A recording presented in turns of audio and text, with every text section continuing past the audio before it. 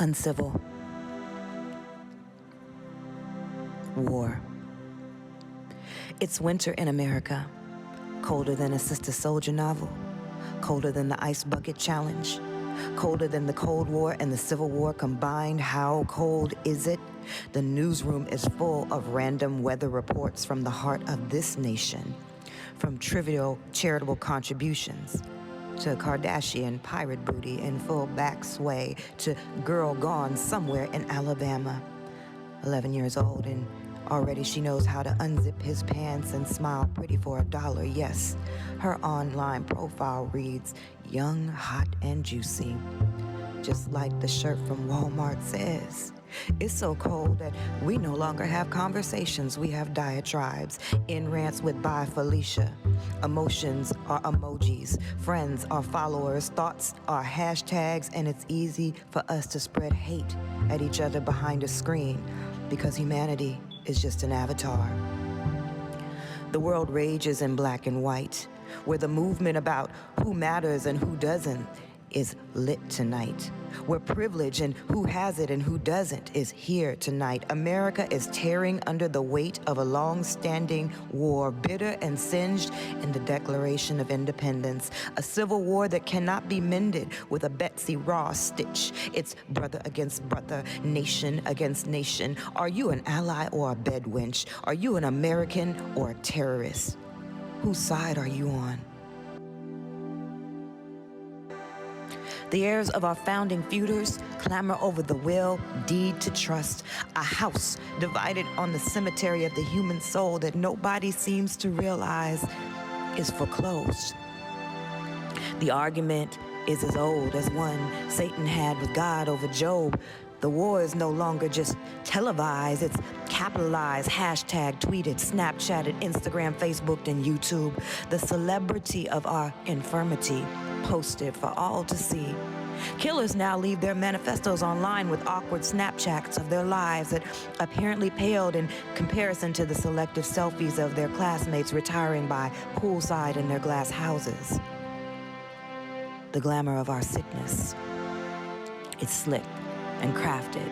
We step over the bodies of people to get to the avatars of how they represented how messed up society is because it represents how we feel. But the body is dead and lying on the ground, dead and lying on the ground, dead and lying on the ground while somebody's mama is crying, whether it's a kid from Brooklyn or someone that we just don't even know, or a cop in a uniform, or a cop with a knee on someone's neck, or a mother who is being strangled, or a child that's being trafficked for celebrity, balled up in a trash can, the awkward girl who hangs herself with bright scarves donned in school colors. The paparazzi takes pictures. Nobody hands the mama a tissue as she touches her face, the face of her dead child after the tabloid shot, because that's old news. An eye for an eye leaves the world blind, but Father help me, because everyone's eyes are looking down at the white gleam of a screen that's supposed to keep us all connected. How cold is it? It's so cold that I'm beginning to wonder if we even have a pulse. Maybe we're dead men walking. Maybe we aren't narcissists so much as we're necrophiliacs. The near dead loving the dead, pretending that this is life. Emotional vampires, preying on the blood of those who we feel stand in the sun and deserve predation because they are not us. A world of people who hate people but claim to love them, truly believe that hating people is progress.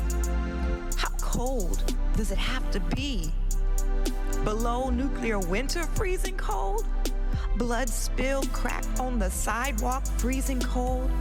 Mamas crying, that guttural chilling sound, freezing cold? How can we say that we're loving people when love is an icon of a relic found in the back of an old closet or a consignment shop?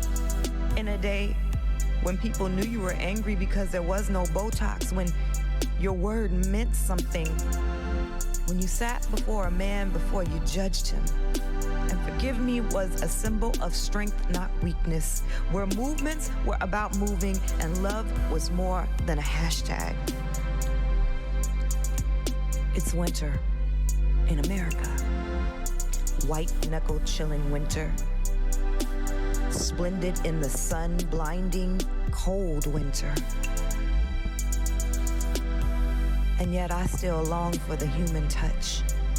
The human touch that outlives avatars, that outlives the realities that we create for ourselves, to have arguments for ourselves that we won't have with each other because it's easier for us to argue with avatars than it is for us to have conversations. And even though it's winter, I still long. I long for that thaw of a human hand, holding another human hand.